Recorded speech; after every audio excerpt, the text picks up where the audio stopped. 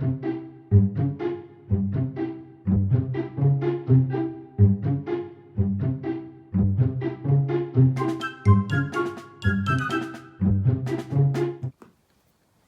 talk about wrap and turn. What does that mean?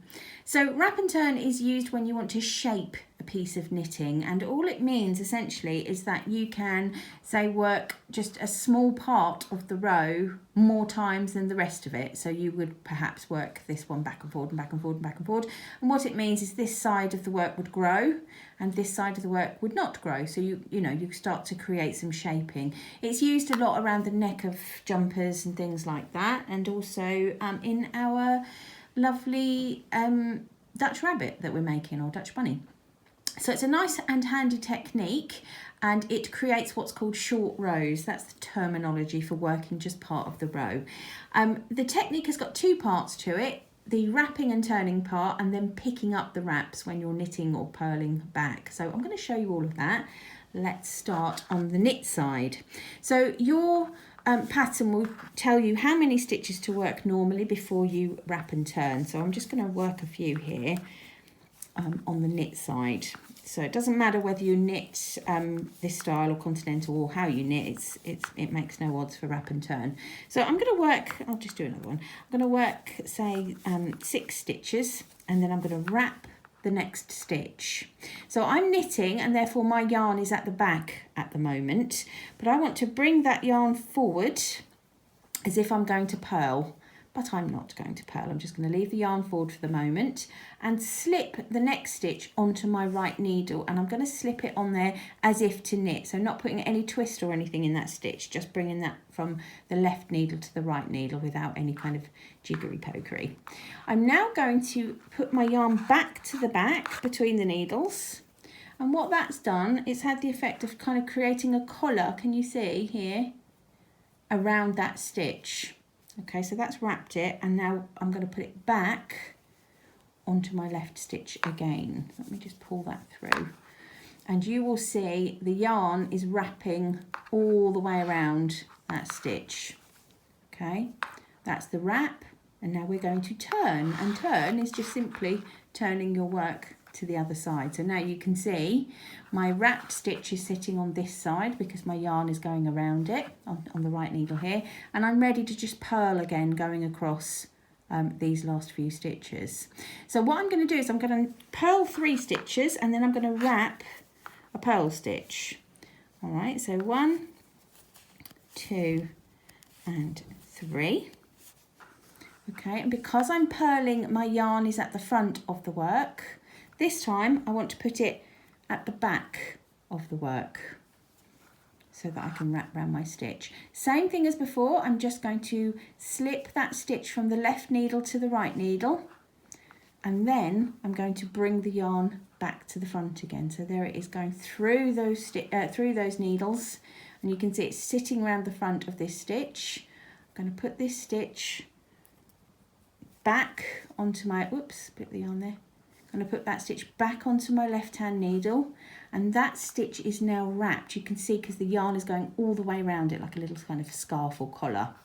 So that's the wrap, and now I'm going to turn, and the turn is simply turning the work to work back in the other direction. So that is the wrap and the turn. Now we're going to deal with how to pick up the wraps as we carry on working on our knitted piece. If you want to put a stitch marker in so you can recognise where your wraps are, that's fine until you get used to working them. It's not a problem at all. They're easier to see on the knit side. You can see, if I use my pen here, you can see there's my wrapped stitch right there. They're less easy to see on the purl side, but we'll see that when we work the purl side. So I'm working my knit side, and I'm going to work the knit stitches just in the normal way until I reach that wrapped stitch. Okay, so just in the completely normal way. And I've only got 3 to work before I hit that wrapped stitch. Okay, so I'm now at the wrapped stitch. You can see its little collar there.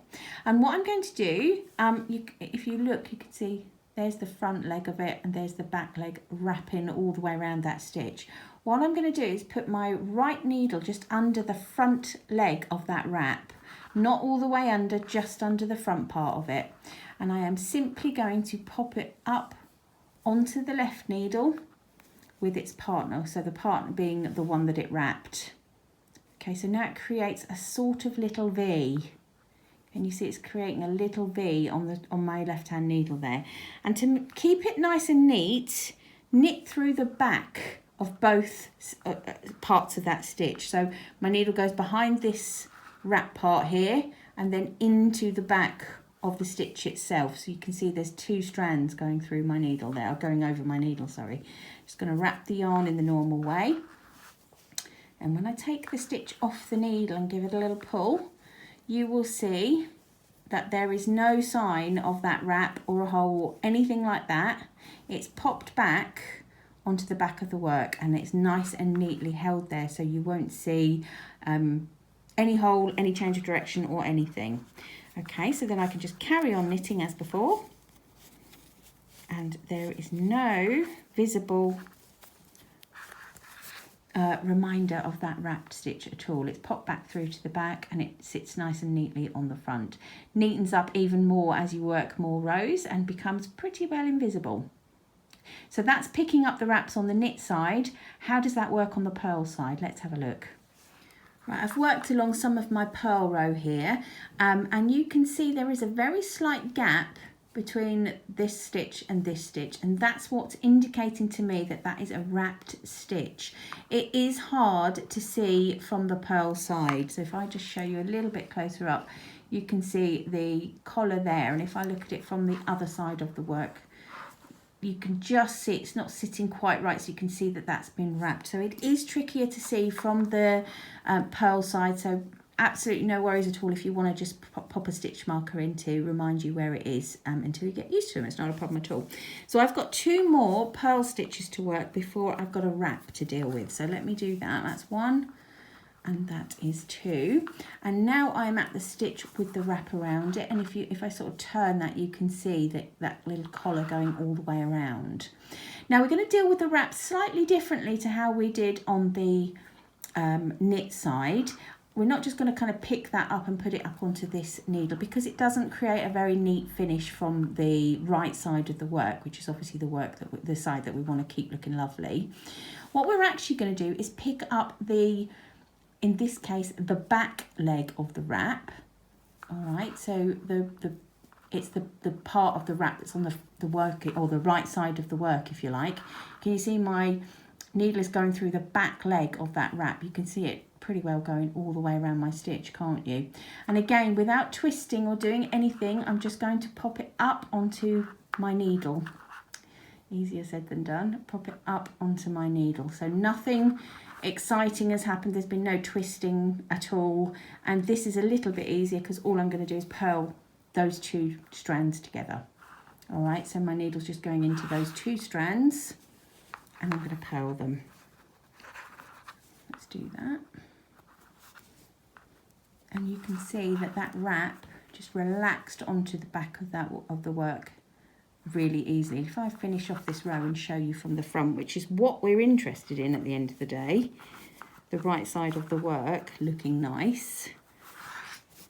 Okay, if I take my needle away and show you from the front, both of those wraps are picked up, and you'd have a hard time finding them, I think, in that work.